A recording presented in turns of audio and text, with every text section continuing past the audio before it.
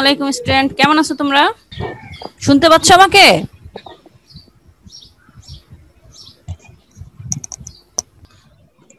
জি ma'am. ওকে, ভালো আছো সবাই? হ্যাঁ ম্যাম, ভালো আছি। আপনি কেমন আছেন? আলহামদুলিল্লাহ, আমিও ভালো আছি। তোমরা সবাই ভালো থাকো, সুস্থ থাকো। আচ্ছা, আমরা তাহলে আমাদের ক্লাস শুরু করতে পারি, তাই না? জি ম্যাম। আমি মারুফা আক্তার, প্রভাষক, গুলশান কলেজ। আমি তোমাদের আজ কি ক্লাস নিব জানো? তোমরা কোন সাবজেক্টের উপর ক্লাস নিব? আমি আজকে তোমাদের ক্লাস নেব হচ্ছে ব্যবসায় উদ্যোগ। ব্যবসায় উদ্যোগ। তোমরা প্রথম বর্ষে এখন, তো আমরা ব্যবসা উদ্যোগ প্রথম পাবো 1, তারপর আমরা যখন দ্বিতীয় বর্ষে উঠবো ব্যবসা উদ্যোগ 2 পাবো। ঠিক আছে, তাহলে চলো শুরু করা যাক আজকের ক্লাস।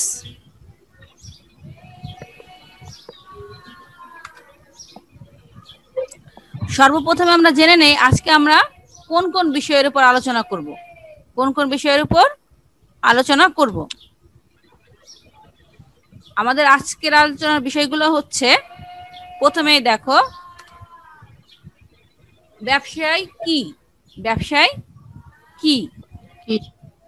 ব্যবসায়ের বৈশিষ্ট্য, ব্যবসায়ের গুরুত্ব। প্রথমে আমরা জানবো ব্যবসায় কি।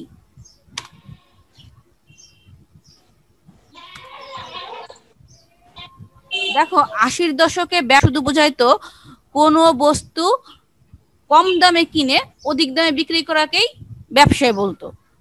কিন্তু সময়ের বিবর্তনের পাশাপাশি সময় যেভাবে চলে যাচ্ছে, মানুষের ধ্যান ধারণা ব্যবসায়ের পরিধি ব্যাপক হারে বৃদ্ধি পেয়েছে। এখন শুধুমাত্র পণ্য বেচা কেনা বা কম দামে পণ্য কিনে অধিক দামে বিক্রি করাকেই কিন্তু ব্যবসায় বলা যাবে না। আমরা একটা সংজ্ঞা দেখি, ব্যবসায় একটা সংজ্ঞা দেখি। দেখো, মুনাফা অর্জনের উদ্দেশ্যে লাভ ক্ষতির ঝুঁকি আছে জেনেও যখন কোনো ব্যক্তি বৈধ অর্থনৈতিক কাজে নিয়োজিত হয় তাকে ব্যবসায় বলে। আমি আবার বলছি, তোমরা মনোযোগ সহকারে দেখো, যাদের সামনে খাতা আছে তারা সংজ্ঞাটি অবশ্যই লিখে নিবে। মুনাফা অর্জনের উদ্দেশ্যে লাভ ক্ষতির ঝুঁকি আছে জেনেও যখন কোনো ব্যক্তি বৈধ অর্থনৈতিক কাজে নিয়োজিত হয় তাকে ব্যবসায় বলে। এই সংজ্ঞাটি বেছে নেওয়ার পিছনে আমার অনেকগুলো কারণ আছে। আমরা যখন কোনো বিষয়ের সংজ্ঞা মুখস্থ করব, সংজ্ঞা সিলেক্ট করার আগে আমরা কিছু বিষয় মাথায় রাখবো, যে আমরা এমন একটি সংজ্ঞা নির্ণয় করব বা সিলেক্ট করব, ওই সংজ্ঞাটি মুখস্থ করার পরে যেন ওই সংজ্ঞার বৈশিষ্ট্য গুরুত্ব আমরা খুব সহজে নিজেরাই বুঝতে পারি। ঠিক আছে, দেখো তাহলে এখানে আমরা কয়েকটা বৈশিষ্ট্য নিজেরাই দেখতে পাচ্ছি। মুনাফা অর্জনের উদ্দেশ্যে, তার মানে ব্যবসা করতে আমাদের প্রথম উদ্দেশ্য কি হবে?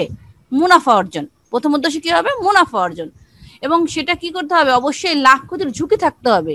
লাভ ক্ষতির ঝুঁকি থাকতে হবে। লাভও হতে পারে, লসও হতে পারে, কোনো নিশ্চয়তা নেই। অবশ্যই কাজটি অর্থের সাথে জড়িত হতে হবে। কিসের সাথে জড়িত হবে? অর্থের সাথে জড়িত হবে। আর কাজটি অবশ্যই বৈধ হইতে হবে। কি হইতে হবে? বৈধ হতে হবে। যদি কাজটি আইনগতভাবে বৈধ না হয় তাকে কিন্তু আমরা ব্যবসা বলতে পারবো না, কিছুতেই না। তখন তাকে আমরা কি বলতে পারবো না? ব্যবসা বলতে পারবো না। তোমরা কি সংজ্ঞাটি বুঝতে পেরেছো? তাহলে সংজ্ঞাটি যদি আমরা বুঝে থাকি তাহলে আমরা সংজ্ঞার বৈশিষ্ট্যে চলে যাই। প্রথমে আমরা দেখি ব্যবসায়ের বৈশিষ্ট্য। ব্যবসায়ের বৈশিষ্ট্য দেখো, প্রথম আমরা যেমন সংজ্ঞার সময় বলেছিলাম যে প্রথম উদ্দেশ্য হচ্ছে মুনাফা অর্জন। প্রথম উদ্দেশ্যটা কি? মুনাফা অর্জন। মুনাফা অর্জন ব্যবসায়ের প্রথম এবং প্রধান উদ্দেশ্য হচ্ছে মুনাফা অর্জন। ব্যবসা করার মাধ্যমে আমরা আর্থিকভাবে নিজেকে প্রতিষ্ঠিত করব এবং আমাদের টার্গেটই থাকবে কি? মুনাফা অর্জন করা, যাতে আমরা পণ্য উৎপাদন করে বা বিক্রয় করে যে ব্যবসাটা করবো সেটা অবশ্যই যেন তা থেকে আমাদের কি হয়, আমরা আর্থিকভাবে লাভবান হতে পারি, তা থেকে আমাদের মুনাফা অর্জন হয়। যদি মুনাফা অর্জিত না হয় তাহলে তো আমরা ব্যবসা করব না, আমরা ব্যবসায় ইন্টারেস্টও হব না। হব কি? তাহলে অবশ্যই আমাদের মাথায় রাখতে হবে যে আমাদেরকে যে ব্যবসাটা আমরা করব সেটা থেকে যেন আমাদের মুনাফা অর্জিত হয়। নেক্সট দেখো, অর্থের দ্বারা পরিমাপযোগ্য। অর্থের দ্বারা পরিমাপযোগ্য, আমরা যে কাজগুলো করব ব্যবসায়ের ক্ষেত্রে তা যেন অর্থ দ্বারা পরিমাপ করা যায়। অবশ্যই যেন অর্থ দ্বারা পরিমাপ করা যায়। যদি অর্থ দ্বারা পরিমাপ করা না যায় তাহলে তা কিন্তু ব্যবসা হবে না। উদাহরণস্বরূপ আমরা বলতে পারি, ধরো তোমার আম্মু তোমাকে অনেক ভালোবাসে, তাই না? এখন এটার কিন্তু কোনো, তোমাকে যদি প্রশ্ন করা হয় তোমার আম্মু তোমাকে কত টাকার ভালোবাসে, তা আমরা কি উত্তর দিতে পারবো? পারবো না। তাহলে এটাকে কি বলা যাবে না? ব্যবসা বলা যাবে না। ঠিক একইভাবে তুমি যদি কোনো ডাক্তারের কাছে যাও, উকিলের কাছে যাও অথবা নার্সের কাছে যাও, দেখবা তার কাছ থেকে সেবা পাওয়ার পাশাপাশি সেবা পাওয়ার শেষে যখন তুমি তাকে প্রশ্ন করবা, তা সে একটা আর্থিক বিল বা একটা অর্থ তাকে কি করতে হবে? প্রদান করতে হবে। 2000, 5000, 10,000 এরকম একটা অর্থ তাকে, নির্দিষ্ট একটা পরিমাণ তাকে দিতে হবে।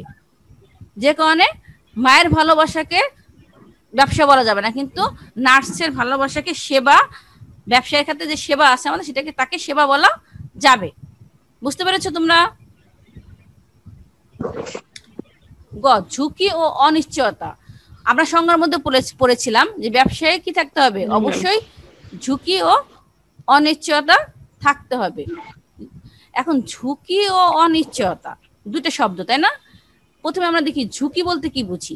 ঝুঁকি, আমরা যে কোনো কাজ সম্পন্ন করতে যাব, সেই কাজে যদি আমাদের মনে হয় কাজটা কি হতেও পারে নাও হতে পারে, আমরা সুনিশ্চিত নই যে কাজটি হবে বা না হবে, তখন আমরা কি করব? এটাকে কি বলা হয়?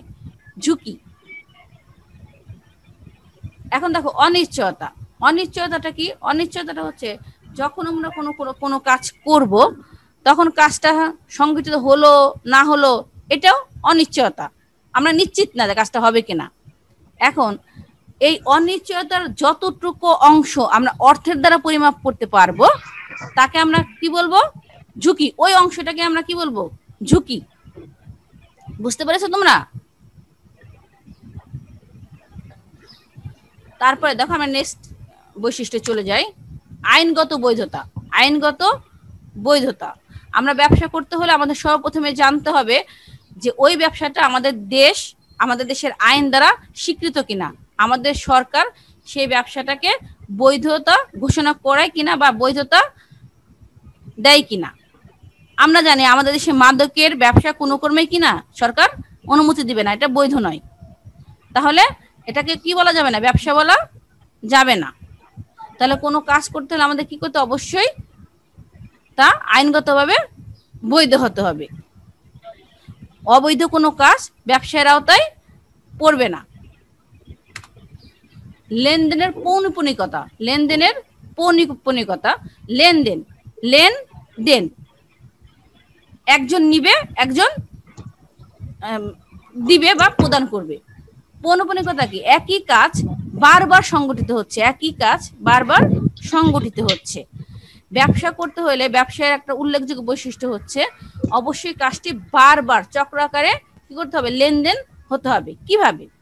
দেখো, আমরা যদি ধরি ম্যাটাডোর কোম্পানি ধরি বা আরএফএল ধরি, আরএফএল কোম্পানি কোন একটি স্কেল তৈরি করলো, সেই স্কেলগুলো সে কি করলো? তৈরি করে কিন্তু নিজের কাছে রেখে দিবে না, সে কি করবে? পাইকারি ব্যবসায়ীর কাছে সেগুলো বিক্রয় করে দেবে। পাইকারি ব্যবসায়ীর কাছে বিক্রয় করার পর পাইকারি ব্যবসায়ী কি সেগুলো নিজের কাছে রেখে দেবে? না, পাইকারি ব্যবসায়ী সেগুলো নিজের কাছে রেখে দিবে না, সে বিক্রি করবে হচ্ছে খুচরা ব্যবসায়ীর কাছে। খুচরা ব্যবসায়ী সেগুলো ক্রয় করে ভোক্তার কাছে বা আমাদের সাধারণ জনগণের কাছে বিক্রয় করবে। এই যে একই কাজ উৎপাদনকারীর কাছ থেকে উৎপাদন করলো, সে তা বিক্রি করলো পাইকারি ব্যবসায়ীর কাছে, পাইকারি ব্যবসায়ী কি করলো? সেগুলো বিক্রি করলো খুচরা ব্যবসায়ীর কাছে, খুচরা ব্যবসায়ী সেগুলো ক্রেতার দ্বারে বা ক্রেতার হাতে পৌঁছে দিল। এটা হচ্ছে লেনদেনের পৌনঃপুনিকতা। ওকে, এরপরে আমরা আসি ব্যবসায়ের গুরুত্ব। আসলে ব্যবসায়ের গুরুত্বের পরিধি ব্যাপক এবং বিস্তৃত। তা আমরা কি করব, বিশেষ বিশেষ বা গুরুত্বপূর্ণ কিছু গুরুত্ব নিয়ে আমরা আলোচনা করব। প্রথম দেখো, সাধারণভাবে ব্যবসায়ের গুরুত্বকে আমরা দুটি ভাগে ভাগ করতে পারি। এক হচ্ছে অর্থনৈতিক গুরুত্ব, আর দুই হচ্ছে সামাজিক গুরুত্ব। এক হচ্ছে অর্থনৈতিক গুরুত্ব, দুই হচ্ছে সামাজিক গুরুত্ব। আমরা অর্থনৈতিক গুরুত্বটা দেখি। অর্থনৈতিক গুরুত্বের প্রথমে আমরা দেখতে পাচ্ছি সম্পদের ব্যবহার বা সম্পদ ব্যবহার। তোমাদের সামনে যে খাতা কলম আছে, তোমরা পয়েন্টগুলো লিখে নাও, যার কারণে আমি আগেই তোমাদের জন্য কন্টেন্টটা তৈরি করে রেখেছি। যারা তোমরা স্পেশাল চাইল্ড আছো তারা অবশ্যই খাতায় লিখে নাও। দেখো, প্রকৃতিতে যে সম্পদগুলো থাকে তা কিন্তু রেডি অবস্থা থাকে না, সেটা র অবস্থায় থাকে। তার মানে সেটা প্রকৃতি থেকে সরাসরি আমরা ব্যবহার করতে পারবো না, তাকে প্রক্রিয়াজাতকরণের মাধ্যমে ব্যবহার উপযোগী করতে হয়। এই কাজটি উৎপাদনকারী করে থাকে। দেখো, তোমরা যদি এখন বেঞ্চে বা খাটে বসে থাকো, দেখো খাটটি যদি কাঠের তৈরি হয়, এই কাঠটি কিন্তু খাট অবস্থায় ছিল না, এই কাঠটি ছিল গাছ অবস্থায়। গাছ থেকে কাঠ, কাঠ থেকে খাট। এই যে সম্পদের যে রূপান্তর, একে বলা হয় উৎপাদন করা। অর্থনৈতিক গুরুত্বের পরের বিষয়টি হচ্ছে সঞ্চয় ও বিনিয়োগ। সঞ্চয় কি? সঞ্চয় হচ্ছে আমাদের আয়ের একটা নির্দিষ্ট অংশ জমা করে রাখা হচ্ছে সঞ্চয়। বিনিয়োগ, সঞ্চয় ও বিনিয়োগ কিন্তু একই বিষয় নয়। সঞ্চয়ের যে অংশটা আমরা লাভের উদ্দেশ্যে বিনিয়োগ করি, ব্যবসায় বিনিয়োগ করি, তাকে আমরা মূলধন বলি। ব্যবসায়ের জীবনী শক্তি হচ্ছে কি? মূলধন। তোমার যদি সঞ্চয় না থাকে, তাহলে তুমি বিনিয়োগ করতে যদি চাও, তাহলে তোমাকে লোন করতে হবে, ঋণ করতে হবে, অথবা এই ঋণের মাধ্যমে কি হবে, তোমার সুদের পরিমাণ বেড়ে যাবে, লাভের পরিমাণ কমে আসবে। ওকে, জাতীয় ও মাথাপিছু আয় কিভাবে অর্থনীতির ক্ষেত্রে গুরুত্ব রাখে। দেখো, একজন ব্যক্তি যদি কোনো ব্যবসা করে তখন কি হয়? একজন ব্যক্তি যদি কোনো ব্যবসা করে তখন সে নিজে আর্থিকভাবে লাভবান হয়, তার পরিবারের সদস্য লাভবান হয়, সে আর্থিকভাবে সচ্ছল হয়। সে এই আর্থিকভাবে সচ্ছল হওয়ার কারণে কি হয়, যখন তুমি ব্যবসায় অধিক হারে মুনাফা অর্জিত হবে বা অর্জন করবে, তখন সে মুনাফার কিছু অংশ সরকারকে ট্যাক্স হিসেবে প্রদান করতে হয়। আর সরকারের জাতীয় একটি প্রধান উৎস হচ্ছে কি? কর। তাহলে আমরা যদি ব্যবসায়িকভাবে নিজেদেরকে স্বাবলম্বী করি, তাহলে কি হবে, মাথাপিছু আয় বা জাতীয় আয় কি অটোমেটিকলি বৃদ্ধি পাবে। এখন আমরা যাব ব্যবসায়ের গুরুত্বের সামাজিক গুরুত্ব। সামাজিক গুরুত্বের প্রথমে আমরা দেখতে পাই অভাবের পরিতৃপ্তি। ব্যবসায়ী কি করে? আমি প্রথমে একটা উদাহরণ দিয়েছিলাম যে আরএফএল কোম্পানি যদি একটা স্কেল তৈরি করে, সেই স্কেলটা যখন ছাত্রদের হাতে যাবে, ছাত্রছাত্রীদের হাতে যাবে, তখন ছাত্রছাত্রীদের কি অভাব মিটবে? তাদের স্কেলের যে অভাবটা ছিল সে অভাবটা মিটবে। বিনিময়ে ব্যবসায়ী কি পাবে? ব্যবসায়ী পাবে অর্থ। এই যে ব্যবসায়ের মাধ্যমে ক্রেতার যে চাহিদা ছিল সেটা পূরণ হলো, এটাই হচ্ছে ব্যবসায়ের পরিতৃপ্তি। এখন আমরা জানব সামাজিক গুরুত্বের বেকারত্ব হ্রাস সম্বন্ধে।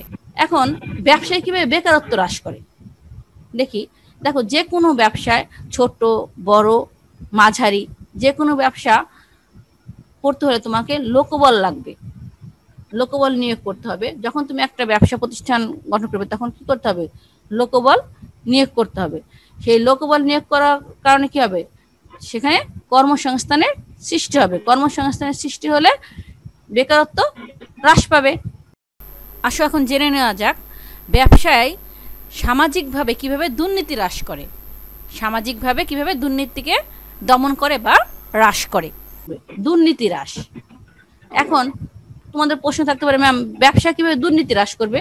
আমরা জানি দুর্নীতির একটি প্রধান কারণ হচ্ছে বেকারত্ব। যুব সমাজ যখন বেকার থাকে, তখন তারা বিভিন্ন সন্ত্রাসজনক কাজ, বিভিন্ন দুর্নীতিতে তারা জড়িয়ে পড়ে। এই দুর্নীতি জড়ানোর একটা প্রধান কারণ হচ্ছে তারা বেকার, তাদের হাতে কোনো কাজ নাই, তারা কি করবে? তাদের তো একটা কিছু করতে হবে। তারা আর্থিকভাবে অসচ্ছল। যখন তারা কর্মসংস্থান কর্ম করবে, তারা কোনো কাজে নিজেদেরকে নিয়োজিত করবে, তখন তারা কি করবে? অটোমেটিকলি তারা দুর্নীতি থেকে সরে আসবে। তারা সন্ত্রাসজনক কোনো কাজে জড়িত হবে না। ঠিক আছে? ওকে, তোমরা কি বুঝতে পেরেছো? তাহলে আমরা ব্যবসায়ের গুরুত্ব পড়লাম। আমরা যে ক্লাসটা করলাম আশা করি তোমরা লিখে নিয়েছো। তাহলে আমরা আবার একটু দেখে নেই যে আজকে আমরা কি কি পড়লাম, আমরা একটু রিভাইজ দিয়ে নেই। প্রথম থেকে আমরা দেখি, যারা লিখতে পারো নাই বা পরে জয়েন করেছো তারা একবার দেখে নাও। আমরা প্রথমে পড়লাম আমরা যে বিষয়টা পড়লাম সেটা হচ্ছে ব্যবসায় উদ্যোগ। ব্যবসায়িক উদ্যোগ পড়লাম। ব্যবসায়িক উদ্যোগে প্রথমে আমরা পড়েছি ব্যবসায়ের সংজ্ঞা। ব্যবসায়ের সংজ্ঞা পড়ার পর সংজ্ঞাটা আমরা জানলাম, সংজ্ঞাটা আমি লিখে দিয়েছি, আশা করি তোমরা লিখে নিয়েছো। তোমরা জানো যে তোমাদের মধ্যে আমাদের অনেক স্টুডেন্ট আছে যারা স্পেশাল চাইল্ড, ওদের জন্য লেখাটা খুব গুরুত্বপূর্ণ। কারণ ওরা হয়তো আমার কথা শুনতে পেলো, আমাকে রিপ্লাই করতে পারতেছে না বা আমার কথা শুনতেও পাচ্ছে না ঠিক মতো, ওরা দেখে দেখে লিখে নেবে। আর তোমরা যারা আছো তারা সবাই এগুলো খাতায় লিখে রাখবে। তারপর আমরা দেখবো ব্যবসায়ের বৈশিষ্ট্য আমরা দেখলাম, এরপর ব্যবসায়ের গুরুত্ব। ঠিক আছে? তাহলে আজকের ক্লাস এই পর্যন্তই। তোমাদের কি কোনো কোশ্চেন আছে? ফাহমিদা আক্তার, তুমি লাইনে আছো? জি ফাহমিদা। জি ম্যাম। হ্যাঁ, তুমি কি বুঝতে পেরেছো? Any question? কোনো প্রশ্ন আছে তোমার? বুঝতে পারছি। পেরেছো? আচ্ছা, লিখে নিয়েছো তুমি? না, একটু লিখে নিবা। কারণ দেখো, আমরা যে ব্যবসায় উদ্যোগ করবো, এখানে যদি আমরা ব্যবসায়ের গুরুত্বের পয়েন্টগুলো লিখে রাখি, নিজেরা কিন্তু 2-4 লাইন লিখতে পারবো। কারণ আমরা এখন স্কুলের স্টুডেন্ট না, তাই না? আমরা কলেজে উঠে গেছি। আমরা যদি পয়েন্টগুলো জানা থাকে তাহলে আমরা কি করব? অটোমেটিকলি আমরা কিন্তু নিজেরাই কিছু একটা লিখতে পারবো।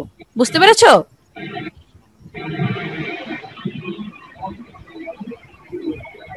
অন্য সবাই ঠিক আছে? হ্যাঁ, কিছু বলবে ফাহমিদা?